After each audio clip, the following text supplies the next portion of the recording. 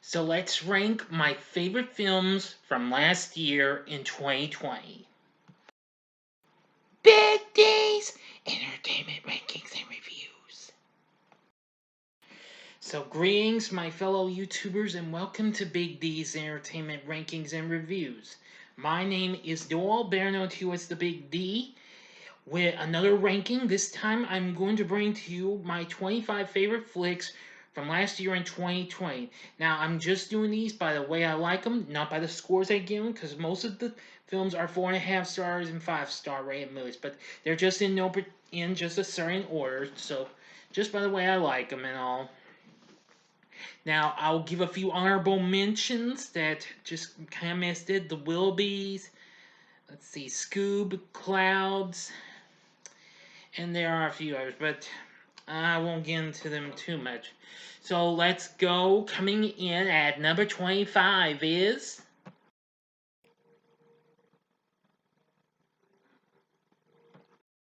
My Spy. Yeah, I had a bit of a fun time in watching this when it came to Amazon Prime after it had been originally intended for theaters back, well, since 2019. But anyway, this film I feel is a little underrated, but it's absolutely hysterical.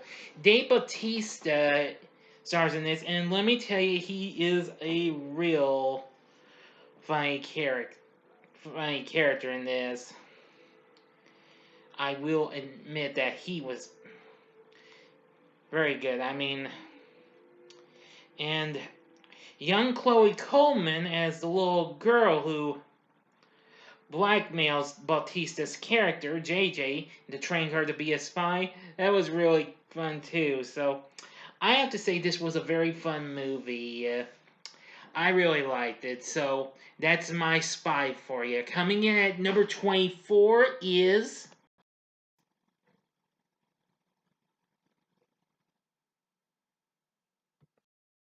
Bloodshot. Now, I know this wasn't really one of the best superhero flicks, which I completely understand, but I absolutely thought it was pretty darn epic and pretty fun. I mean, Vin Diesel is absolutely good. I mean, you can't go wrong with him, and, well,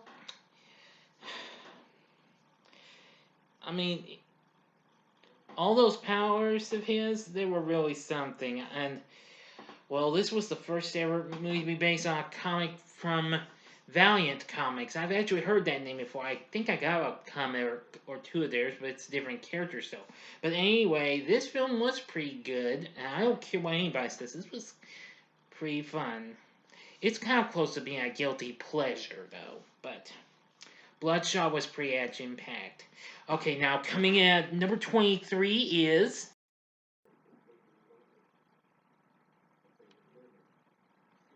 Holmes. Now, this film was pretty good. I liked Millie Bobby Brown, who played the title character, and Henry Cavill now playing Sherlock Holmes. I mean, I wish they had Robert Downey Jr. back, because this was originally supposed to come out in theaters, but oh well. Helena Bonham Carter was real good. I just gotta say, I love it, especially when Enola breaks like the fourth wall and or something like that. I think this was just a fun-filled movie, and almost close to as good as the two Sherlock Holmes films we got. I do believe, I'm sure we'll still get a third one with Robert Downey Jr. and Jude Law. Just stay tuned and we will find out. Okay, enough said. Now coming in at number 22 is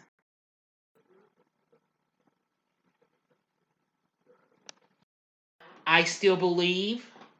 Now, this is the film based on the true story of Christian superstar Jeremy Camp.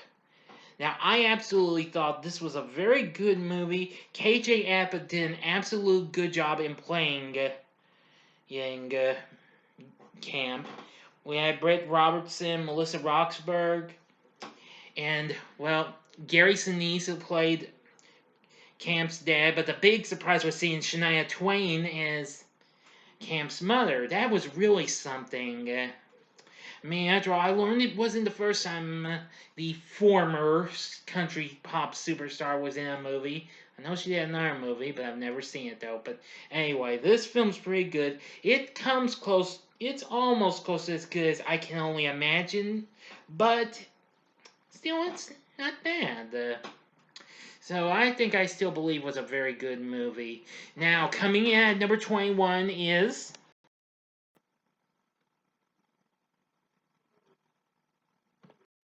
Call of the Wild. Now, originally this did get 5 stars by me, but it's been changed. I soon had second opinions. I haven't revisited though. But this film's pretty good. Based on Jack London's popular your story of the same name. Harrison Ford actually does a good job. My only complaint was, well, kind of the CGI they use for the dogs and what have you. And it was kind of a downside, but it kind of turned out to be more of a bigger downside, so that's why I cut back a star on my original score. But The Call of the Wild is definitely a pretty good movie, and I just thought it had so much good moments and adventure and what have you. So, enough said. Now, coming in at number 20 is Hamilton.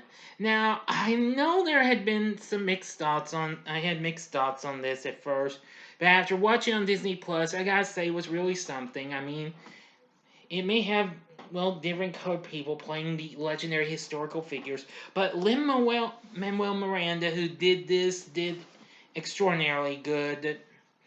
Along with the rest of the cast of this, of course, the story is about America's foremost founding fathers and the first Secretary of the Treasury, Alexander Hamilton.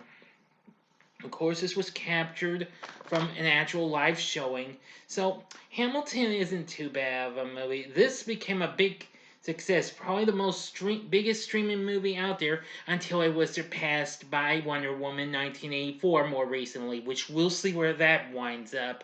But Hamilton is pretty good. Now I hope for the best in hoping Mr. Miranda's next attempt in The Heights, which would have come out last year, now come out this year, will do. We'll find out. Okay, coming in at 19 is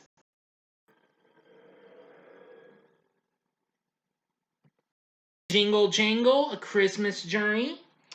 I really did enjoy this. This was another surprise turn of a musical, but it had some good performances. Forrest Whitaker, Keegan-Michael Key, Felicia Rashad, Hugh Bonneville. They were all good. The music was good. The choreography was good, which I forgot to mention if you didn't see the second, well, the part of my second half favorite flick, well, all the second half 2020 movies I talked about in a recent vid. But even so, I really thought this was pretty good. But it was just so incredible. I thought Jingle Jangle was a pretty fun holiday flick. Enough said. Now, coming in at 18 is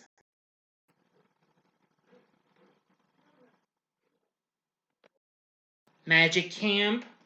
Now, this film really was a big surprising blast. Adam Devine is absolutely very funny in this. All those kids are absolutely funny, especially the one who's afraid of working with a rabbit and what have you. Oh boy, it's just so much hystericalness. I thought it was just overall a lot of magic fun, and this is one of the few guilty pleasures I of 2020 that I thought was pretty good. So I think this is one you might want to check out if you haven't already. Now, coming in at number 17 is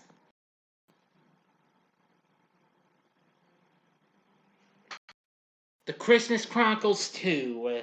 Now, I did enjoy this just as much as its predecessor, but it did have a few misses and what have you. But Kurt Russell, once again, absolutely great as Santa, and we get see more of Goldie Hawn as Mrs. Claus. I'm just going to say, it was pretty fun.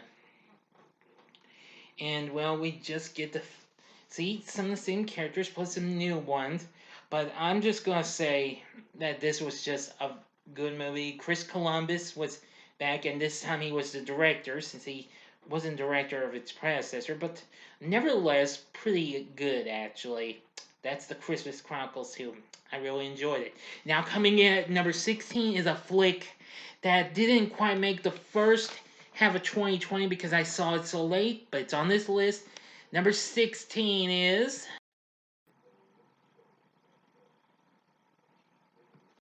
Disney's Zombies 2.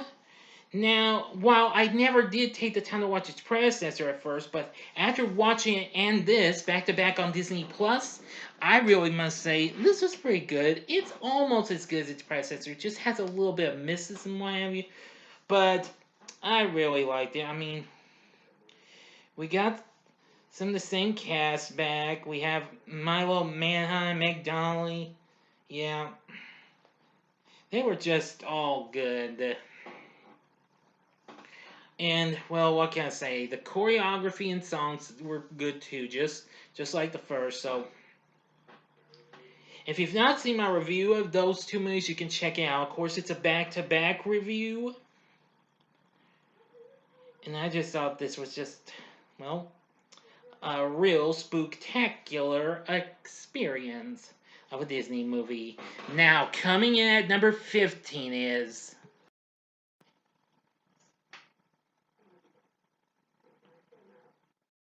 Over the Moon.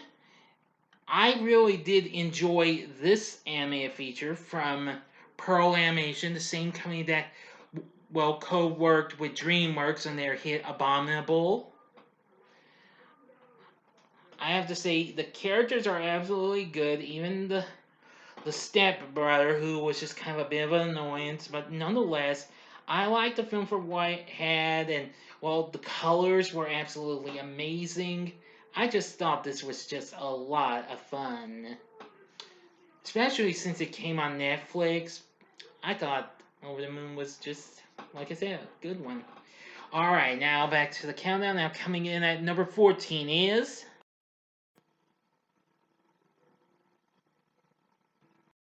Soul. Disney and Pixar's latest attempt.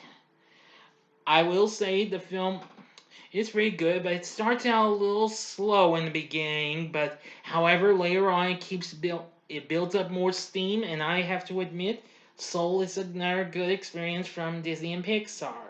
It's pretty good. Jamie Foxx, Tina Fey are both absolutely really good in this movie. I just gotta say, it was a whole lot of fun. Yeah, it came close to being as good as Inside Out, and Pete Docter did an absolute good job in directing this film. If you haven't checked it out yet, you gotta check it out. It's on Disney Plus. It's pretty good. Now coming in at number 13, it's another Disney Plus movie, and that would be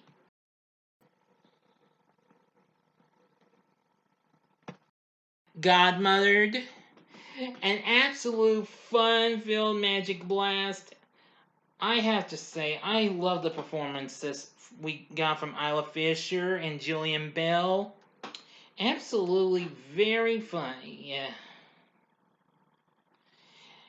If you've not seen this movie, you should. Now, although it does have a Christmas feel to it, but nevertheless, I thought it was pretty funny, yeah. I mean, well, some of it was kind of a little, I don't know. But I still gave it 5 stars just because it had a lot of hystericalness and all that jazz. It almost kind of reminds me of Enchanted, except without animation, what have you. You get the idea. Godmothered. It's pretty good. Now, coming in at number 12 is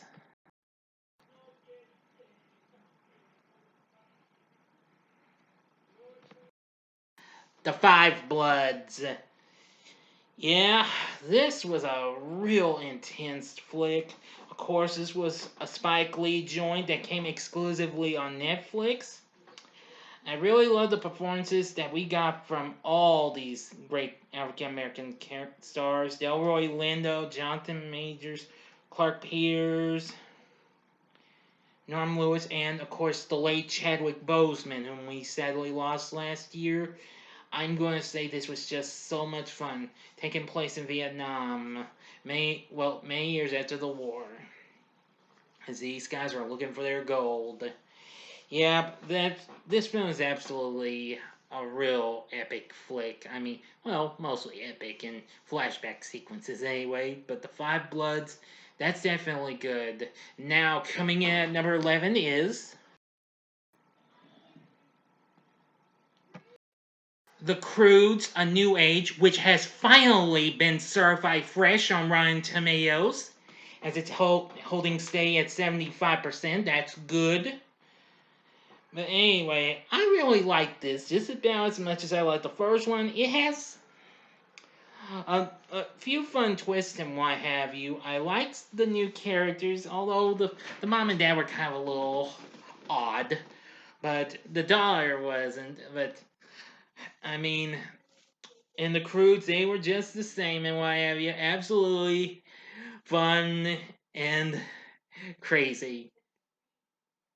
I really did enjoy this.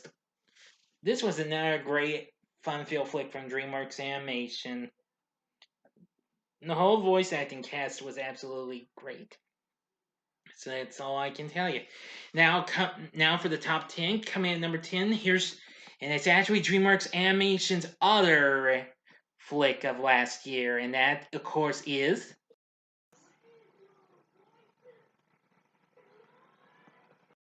Trolls World Tour.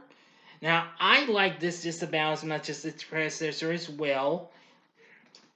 Just how, just kind of a tiny bit of misses, but not too many. But anyway, Anna Kendrick, Justin Timberlake, all the stars actually from the first movie returned, but we also had some new ones.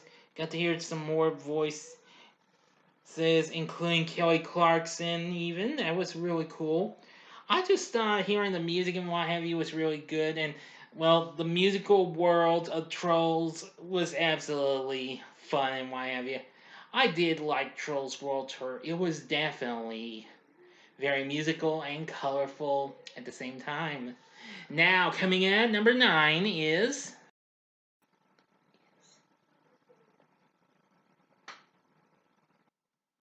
Like the Hedgehog. Now, I didn't know what to think of it, but I'm glad they went back and fixed up Sonic for this, because the first time it didn't look too weird, too horrible. And at least we made him look much better. I really liked the performances we got. James Marsden was absolutely really good. And let's see here.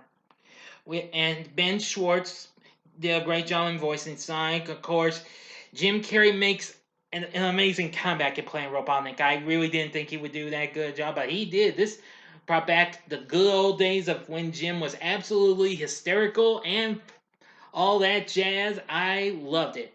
I look forward to seeing the second one when they get that done. This was just probably one of the best and best amazing video game adaptations in a flick I've ever seen. Yeah, you get the idea. Now, coming in at number 8 is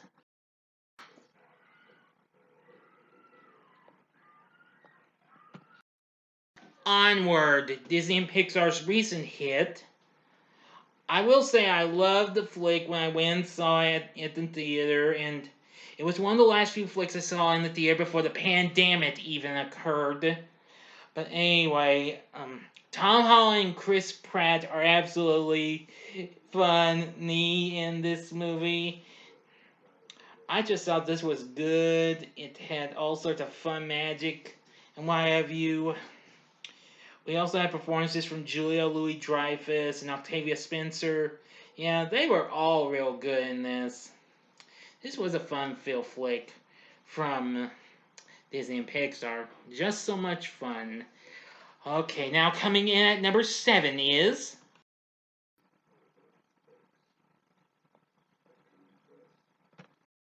Birds of Prey and the Fantabulous Emancipation of One Harley Quinn. Now, this film is absolutely fun. This was my number 1 favorite film of my top film of the first half of 2020. I thought Margot Robbie was absolutely real good as Harley Quinn. We had, well, a lot of other great performances in this. And this, of course, was the 8th installment of the DCEU and a follow-up to Suicide Squad, which I'm hoping for the best that the Suicide Squad coming out this year will turn out to be even better. but you never can tell. But the rest of the cast wasn't too bad. It had a whole lot of fun and what have you, especially for an R-rated film, which I'm glad they gave it that. But anyway, this film is absolutely a lot of fun, and I just thought it was just awesome. All right, speak of awesome, coming in at number 6 is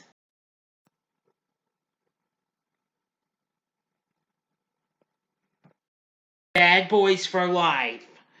Now, Will Smith and Martin Lawrence were absolutely great in this, and I thought this was even better than the first two. We finally got ourselves a third Bad Boys movie, and this proved to be much more cooler and more action-packed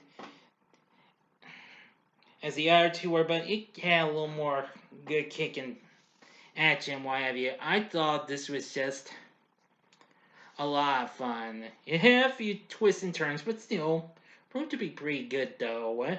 From what I've seen of it, anyway. Okay, now for the top 5. Number 5 is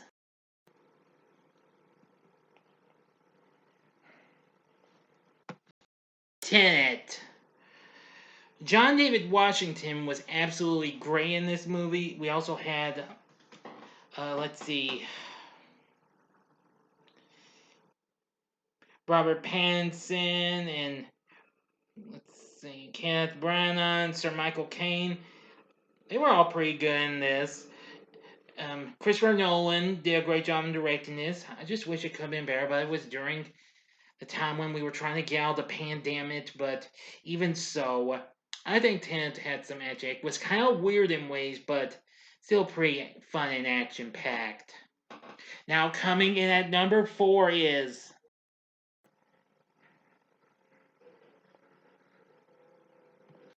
Bill and Ted Face the Music. Now, I really did get to enjoy this one. Keanu Reeves and Alex Winter were absolutely great as Bill and Ted, just like they were back in the old days. I liked the story, everything. It was just good. It took me back to the good old days. When these two dudes now all grown up, they were still most triumphant. After now seeing them with their daughters, that was absolutely fine too. So anyway, I liked Bill and Ted Face the Music. It was just a total blast from the past. With a little bit of present day, that is. Alright, for the top 3 now. Now at number... So here we go. Coming at number 3...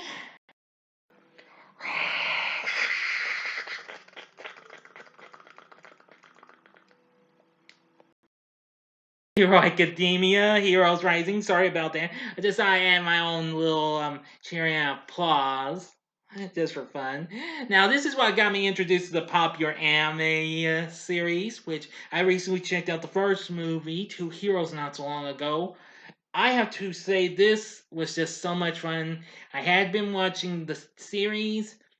I haven't checked out the mangas though, but I do love My Hero Academia now. It's become a favorite. All these characters are absolutely amazing. Their powers, or well, quirks as they're called, were absolutely incredible. It just had so much action. The first ever anime flick I ever went and saw. It was really something. And now for the final 2. This was a tough decision, but I just hope I don't get any controversy though. So here we go. Number 2 would be a real shock to y'all. Number 2.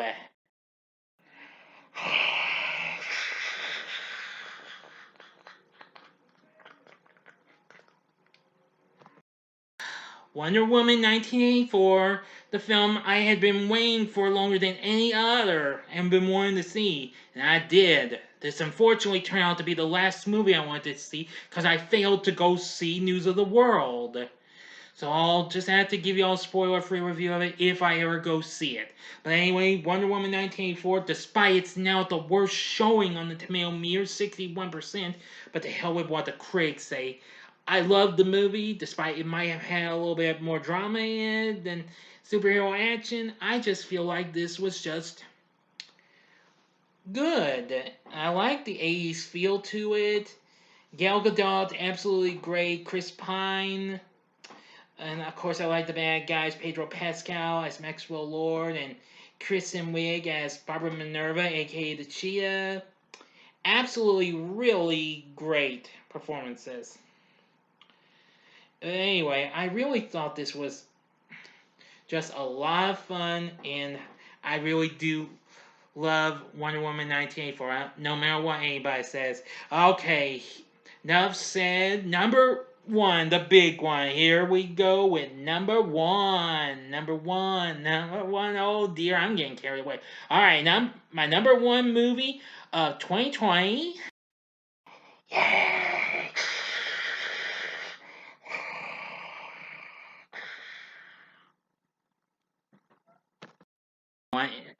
My number one movie of 2020 is Stargirl. Yeah, bet you didn't see that coming. I've watched this twice on Disney Plus, which is where it came on, and I just gotta say this was so amazing. The music was absolutely good, which rest assured, who wrote me on about this movie, I will, since my review of it did so well last month, I am going to be hearing Grace VanderWaal's music and what have you outside of this, but I gotta say she did an absolutely amazing job in this movie. I loved Grace VanderWaal's performance. The music was again exceptionally good. The cast was good. The atmosphere, the story, everything was real good. Shoot, I will say that this again was just so much fun. Stargirl, I did enjoy that movie a whole lot. So that's going to do it for my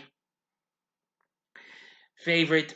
Well, that's all my favorite flicks of 2020, which I made 25 of them, so that's over half of what I've seen this year. So anyway, that's going to do it. What's your favorite movie of 2020? Please tell me in the comment section below. And if you like this video, click the like button below. Subscribe to my channel as well. And of course, be a part of the Big D Nation. Join me next time when I bring to you a review of The Cry Kid Part 2. Thanks for watching, and if you enjoyed this, check out these recent rankings I did. If you want to catch what you might missed or see them again, see the first have a 2020 faves. Well, all the top movies I saw, all the movies I saw in 2020 in the upper left hand corner, or go to the second half in the upper right hand corner. Or if you'd like, go to the bottom left hand corner and see my recent ranking of flicks I want to see this year in 2021.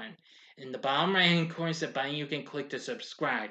If you like rankings and reviews on movies, TV, music, video games, etc., then I'm your guy. Thanks for watching. Until next time, I'm the Big D saying, see ya.